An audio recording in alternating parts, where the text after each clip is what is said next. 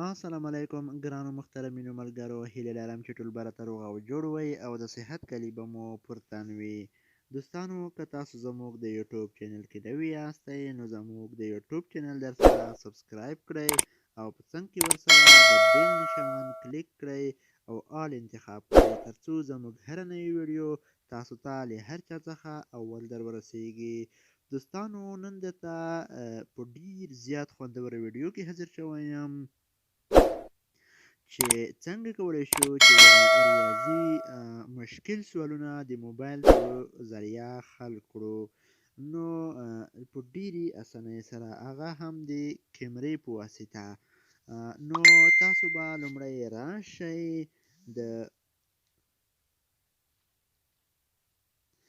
د پوټومیت په نامه یو اپلیکیشن دی، تاسو به هغه ډاونلوډ کړئ. دغه له پلی سټور څخه به ډاونلوډ کړئ. نو که تاسو یې نشئ ډاونلوډ کولی نو ما په ډسکریپشن کې دغه اپلیکیشن لینک هم درکړی دی. زما له ډسکریپشن څخه هم تاسو هغه لینک، هغه اپ یا اپلیکیشن ډاونلوډ کولی شئ. نو دوستانو، که تاسو ته ډسکریپشن نه ښکاري نو تاسو به په دغه ځای باندې کلیک وکړئ، په دغه ویډیو لیکلو باندې به کلیک وکړئ. کله چې په دې باندې کلیک وکړ نو تاسو ته به ما په دغه ځای کې لیکلي وي چې د اپ اپلیکیشن لینک. نو دغه شنو لیکلو باندې به تاسو کلیک وکړئ. په دغه شنو لیکلو باندې نو هغه اپلیکیشن به تاسو ډاونلوډ کړئ. نو راځو هغه اپلیکیشن تاسو ته ښایو.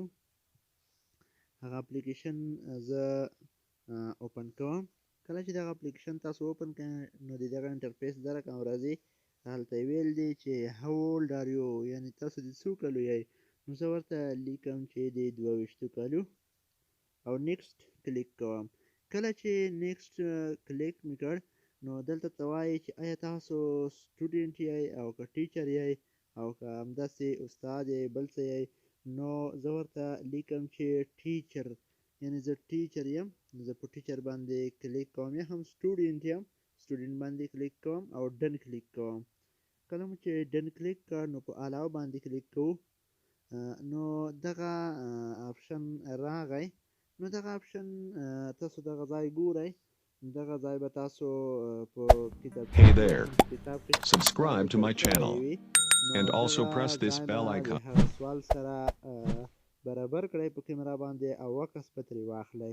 په دې ځای به تاسو عکس ترې واخلئ. نو راځو دغه ډېر ښه او ښایسته ښکلی اپلیکیشن دی. نو دغه تاسو سترولی، غټولی هم شئ. وګورئ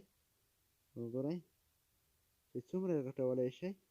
نو وړوکی کولی هم شئ. تاسو وګورئ نو چې هر څومره غټ سوال وي، هر څومره وړوکی سوال وي، په دې باندې تاسو سکین کړئ او اتوماتیک تاسو ته حل راوړي.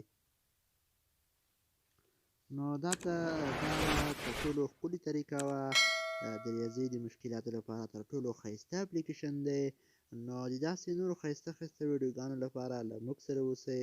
که زموږ یوټیوب چینل مو نه وي سبسکرایب کړی، زموږ یوټیوب چینل در سره سبسکرایب کړئ او د بیل نشان باندې هم کلیک وکړئ. که ویډیو مو خوښ شوې ویډیو در سره لایک کړئ او له نورو ملګرو سره یې هم شریکه کړئ. تر بیا ښې چارې، د خدای په امان.